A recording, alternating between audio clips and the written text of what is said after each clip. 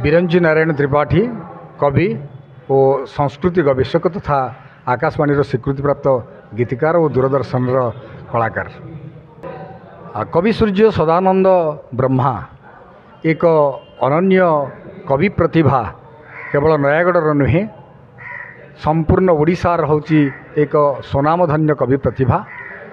रीतिजुगीय काव्य साहित्यर धारा को नहीं से जो रचना सब करिसेंती ताहा 50 रु ऊर्ध्व जो पुस्तक ताकू धरी रखिछि। आ मुख्यतः से वैष्णव श्रेणी कवि थिले मध्य तांकर जो काव्य विभव रे संपूर्ण भाव रे तत्कालीन जुगर जो चेतना तथा जो रीतिजुगीय कवि मानकर जो आलंकारिकता शब्द गांभीर्य उपरे से मध्य समालोचना ताकू करिसेंती। एवं विशेषतः कवि सूर्य सदानंद ब्रह्मा सी कवि सम्राट उपेन्द्र भंजंग को स्वीकृति देइथिले मध्य कहिछंती जे जेउ कविता भितरे महाप्रभु कृष्णंकर कथा नहीं तमे जेते अलंकार जेते शब्द जेते चातुर्य ताको होची भरपूर करदेले मध्य ताहा अलना बोली कथा कहिछंती। एवं कविंकर जीवनी केवल नयागढ़ माटी भितर होची सीमित नहीं रही नहीं से मध्य प्रव्रज्याक्रमे सी विभिन्न स्थान को बुली आसीछंती। आउ ता भितर साहित्य जाइछंती केवल नयागढ़ माटी पाइंकी नुहे संपूर्ण ओडिशा पाइंकी अनेक किछि तत्व तथ्य एवं कवित्व। मुख्यतः आपण जो कथाटी कहूथिले जे युव समाज आजिर साहित्य प्रति आकृष्ट न हेबार कारण होउछि जे सेमानंक पाखरे समय नाही। एक द्वितीय कथा जो कवि मनस्क बा काव्य मानस तांक भितर होछि आसीबार रहिबार कथा ताहा मध्य ठीक भाव में माने गढ़ी हेई पारि नाही। हुए तो आपण माने वर्तमान कवि मानंकु आपण आक्षेप कर दे पारंती सेमानंकु एई स्रोत को आनिया को पड़िबो एवं तांकर रुचि अनुसार क्षुद्र क्षुद्र कविता आकार रे जदि नुआ नुआ तथ्य को परसी देबे कवि माने तेबे निश्चित भाव में युवपीढ़ी आकर्षित हेबे।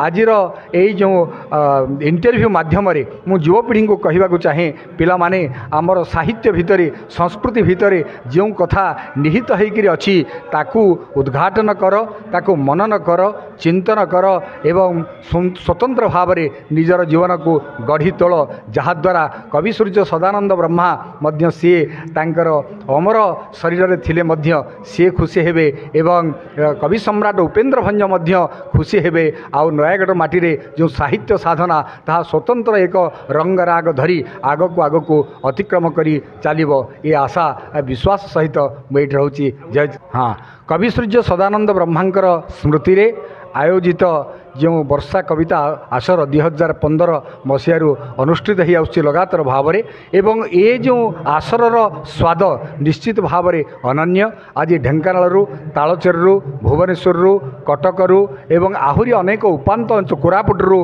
अनेक अनेक कवि से आसीछंती एवं भूयसी प्रशंसा करिछंती ए माटीर तथा कवि सूर्य सदानंद ब्रह्मांकर साहित्य विभावर आकु जिते मुखरे ये कथा आम शुणी पारुचु नयागढ़िया हिसाब से कम से कम आमर छाती गर्व में फुली उठुची। तेणु मु आशा करी समस्ते ये जो कार्यक्रम को आसतु एवं से जो साहित्य रखिछंती काव्य विभव जो साहित्यर तत्व ताकू निश्चित भाव में माने आपणे नियंतु कारण जीवन केवल खाली जंत्रणा युक्त होकर रहिबा उचित नुहे। ता भितर सरसता आनिबा को हेले साहित्य होची एक प्रकार माध्यम कविता होची एक प्रकार माध्यम गल्प होची एक प्रकार माध्यम प्रबंध साहित्य मध्य एक प्रकार माध्यम ये समस्त को आपणे नेले गोटे पूर्णांग परिपूर्ण जीवन रे ये युवपीढ़ी निश्चित भाव में पहुँचे ये आशा और भरोसा मध्य आमर रही।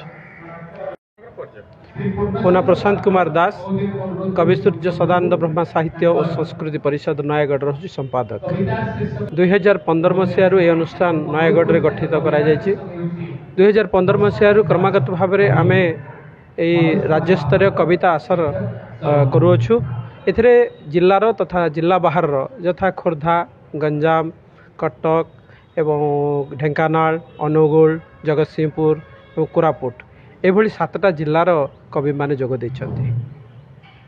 आमर श्रीयुक्त ब्रह्मानंद महांती महोदय जे कि ओडिया साहित्य पाई तांकर समग्र उत्कल माटी रे कार्यधारा चालू रही एवं अन्यतम अतिथि रूपे जे रही राज्यपालंकर जे समीक्षक तथा हिंदी अनुवादक से भी साहित्य जगतर जड़े अनन्य प्रतिभा ता सहित श्रीजुक्त बिरंची नारायण त्रिपाठी आकाशवाणी होती आर्टिस्ट से भी रही जड़े सुसाहित्यिक सुसंगठक ता सहित प्रधानी वृंदावन महापात्र एवं श्रीयुक्त भावग्राही कर महोदय अच्छा मनोज कुमार शतपथी अच्छा एम समस्त अतिथि रूप रही आज वर्षा उपरे सुंदर सुंदर कविता को आलोचना करथिले वो संभाषण देथिले।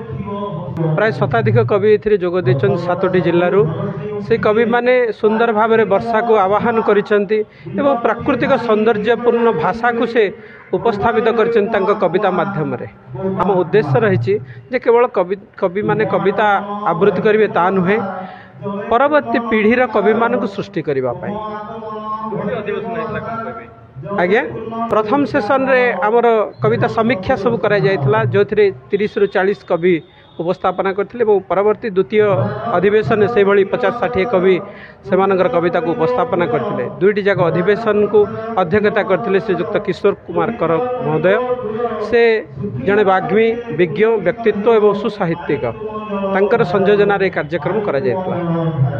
आमर साहित्य अनुष्ठान यही काम करुच्ची जे ओडिया भाषा को जे भली भाव में सुदूर प्रसारी करवा एवं परवर्ती पीढ़ीर शिशु एवं युवक मान को ओडिया भाषा प्रति आकृष्ट करवा एवं साहित्य अनुरागी करवा एथि आमर अनुष्ठान कार्य करुअछि।